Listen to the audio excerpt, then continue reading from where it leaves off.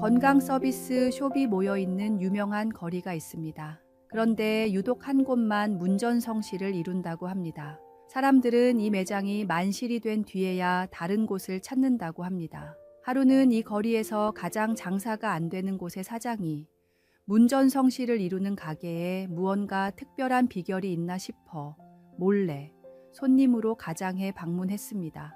그런데 본인의 가게와 비교해 하나부터 10까지 딱히 더 나은 점을 찾지 못했습니다. 가장 중요한 기술도 비슷했습니다. 결국 절박해진 사장은 솔직하게 정체를 밝히고 도움을 요청했습니다. 그러자 장사가 잘 되는 가게의 사장은 다음과 같이 조언했습니다. 우리 매장은 단순히 기술을 제공하는 곳이 아니라 지친 사람들에게 활력을 제공하는 곳입니다. 저는 우리 가게를 방문한 사람들이 활력을 얻을 수 있도록 신경을 많이 쓰고 있습니다.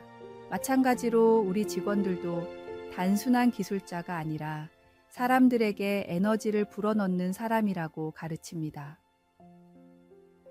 목적의식에서 오는 작은 차이를 손님들이 느끼고 더 많이 찾아주시는 게 아닐까요?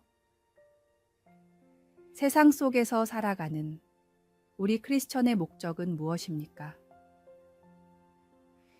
복음을 더욱 효과적으로 전하기 위해서는 크리스천인 우리가 있는 곳에서 다툼이 그치고 웃음이 피어나고 사랑이 넘쳐나는 곳으로 변화되어야 한다고 생각합니다. 우리가 삶의 목적을 분명히 할 때 단순한 일상의 활동도 새로운 의미를 가지게 됩니다. 주님의 사랑을 담아 모든 일을 할 때 우리의 삶은 다른 이들에게 생명을 불어넣는 축복의 통로가 될 것입니다. 오늘의 말씀. 내가 가는 길을 그가 아시나니 그가 나를 단련하신 후에는 내가 순금같이 되어 나오리라. 오늘의 만나. 오늘 하루 당신이 하는 모든 일에 목적의식을 부여해 보세요. 직장에서, 가정에서, 사회에서 단순히 일을 하는 것이 아니라 사랑을 전하고 희망을 나누는 사람이 되어 봅시다. 작은 변화가 주변을 밝히는 큰 빛이 될 수 있습니다.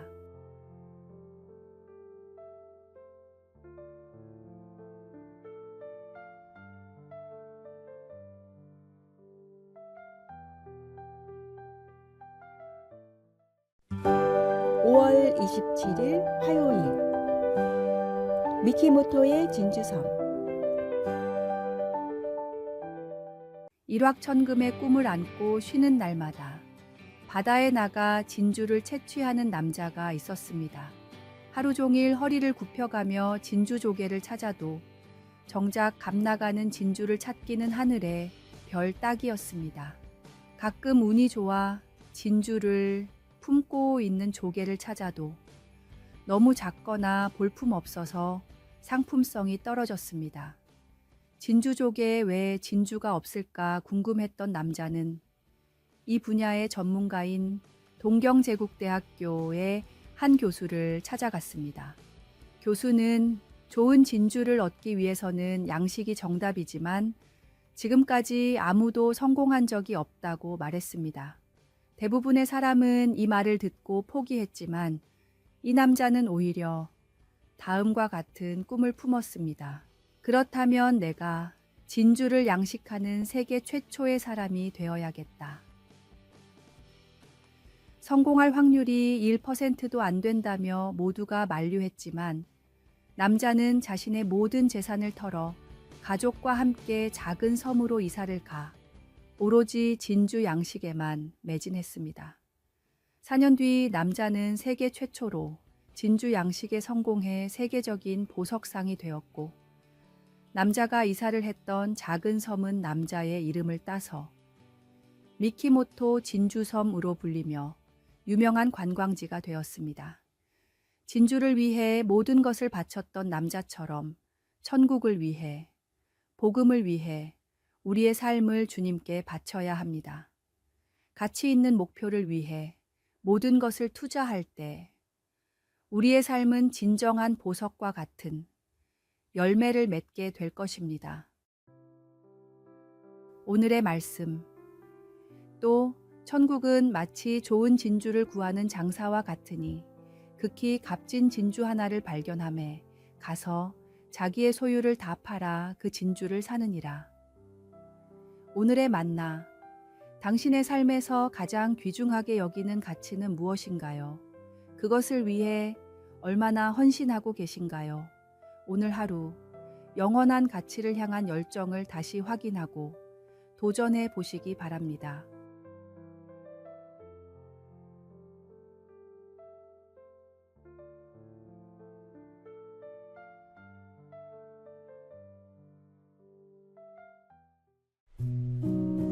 (5월 28일) 수요일. 이른 비와 늦은 비의 축복. 구약에는 이른 비와 늦은 비가 축복의 요소로 자주 나옵니다. 때에 맞게 한 번만 비가 오면 될 텐데 왜 이른 비와 늦은 비 두 번이나 필요할까요? 이스라엘 땅의 토지를 살펴보면 이 말씀을 더 깊이 이해할 수 있습니다. 이스라엘 땅은 석회질 성분이 매우 높습니다. 그래서 오랜 기간 비가 오지 않으면 땅이 시멘트처럼 딱딱해집니다. 농사를 짓기에 앞서 이른 비가 오지 않으면 땅이 단단해서 씨앗을 뿌릴 수가 없습니다. 그래서 먼저 이른 비가 촉촉하게 내려야 땅을 기경하고 농사를 지을 수 있습니다. 이렇게 힘들게 지은 농사가 결실로 이어지려면 늦은 비가 내려야 합니다. 땅은 촉촉해졌지만 씨앗을 키울 양분이 없기 때문입니다. 구약 시절의 이스라엘 땅은 이른 비와 늦은 비가 적절하게 내리지 않으면 도저히 수확을 할 수 없는 매우 척박한 환경이었습니다. 이른 비가 내리지 않으면 농사를 지을 수가 없고 늦은 비가 내리지 않으면 수확을 할 수가 없었습니다.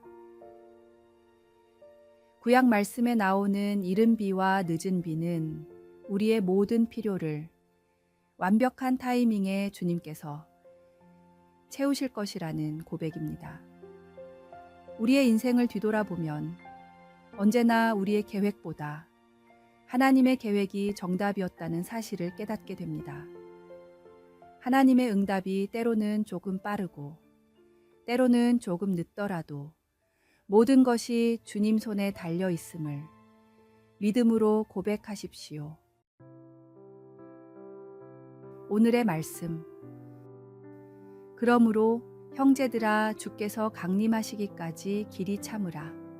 보라, 농부가 땅에서 나는 귀한 열매를 바라고 길이 참아 이른 비와 늦은 비를 기다리나니. 오늘의 만나. 인생의 특정 시기에 응답이 없어 애타는 마음이 들 때도 하나님은 당신의 완벽한 때에 필요한 축복을 보내십니다.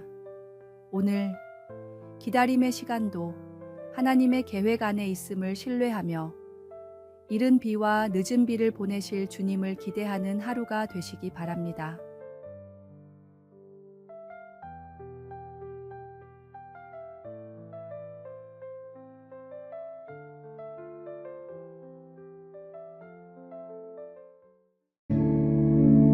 (5월 29일) 목요일. 삶의 난 경건의 길. 산에는 원래 나 있는 길이란 없습니다. 다만 사람들이 같은 곳을 계속 왕래하다 보니 풀이 꺾이고 나무가 뽑혀서 길처럼 보일 뿐입니다. 길이 나 있는 곳이라면 그곳이 어디든지 사람이 자주 다닌다는 뜻입니다. 산과 숲을 거니는 사람은 저마다의 목적이 있었을 것입니다. 산 정상을 목표로 하는 사람, 다른 마을을 방문하려는 사람, 집을 짓고 살려는 사람, 귀한 약초를 찾으려는 사람 등 그런 사람들의 발걸음이 쌓이고 쌓여 생긴 것이 바로 길입니다. 서양 사람들은 이 길을 갈망이 만든 길이라는 뜻으로 디자이어 패스라고 부릅니다.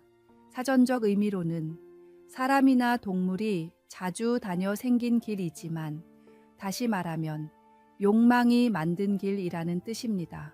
처음 누군가 그 길을 가지 않았다면, 혹은 그 사람 외에는 아무도 그 길을 가지 않았다면, 길은 생겨나지 않거나 생겨도 금방 사라졌을 것입니다. 마찬가지로 우리의 마음, 우리의 습관에도 수많은 길이 나 있습니다. 건강해지고 싶은 사람은 운동의 습관으로 길을 내고, 돈을 많이 벌고 싶은 사람은 더 많은 일로 길을 냅니다. 지금 우리의 마음과 삶 가운데 주님을 향한 길은 얼마나 나 있습니까? 가장 자주 찾고 즐겁게 거니는 주님을 예배하는 경건의 길이 우리 삶 속에 가장 중요한 길이 되도록 자주 거니십시오. 오늘의 말씀. 주께서 내 마음을 넓히시면 내가 주의 계명들의 길로 달려가리이다. 오늘의 만나. 오늘부터 삶 속에 경건의 길을 만들어 가시기 바랍니다. 매일 같은 시간에 말씀을 읽고 기도하고 찬양하는 습관이 쌓일 때 당신의 마음에도 주님을 향한 아름다운 길이 생겨날 것입니다.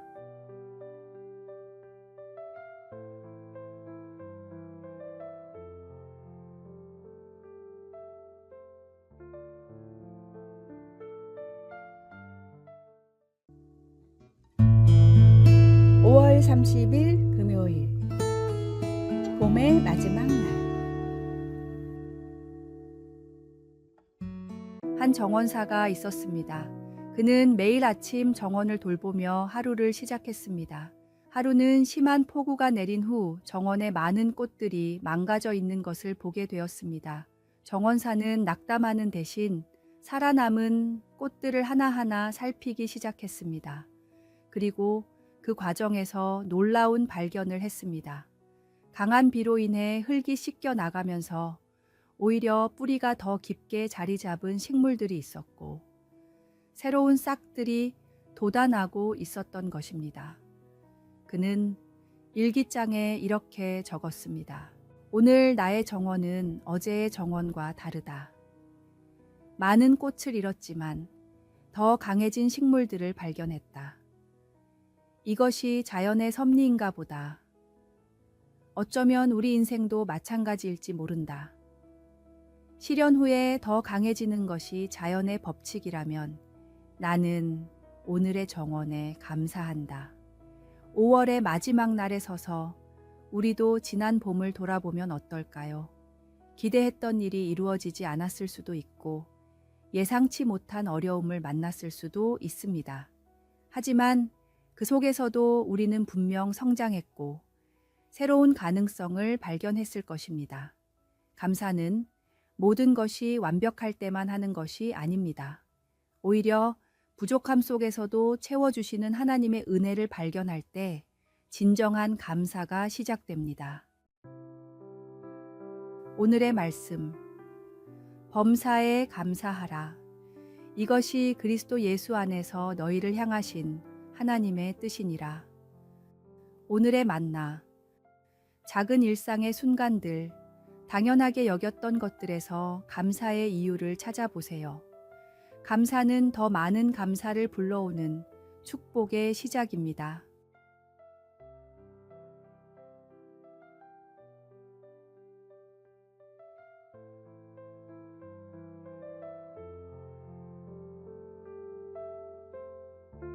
아래의 빨간색 글자 구독을 누르시어 더 많은 전도의 열매를 맺으시기를 기도합니다.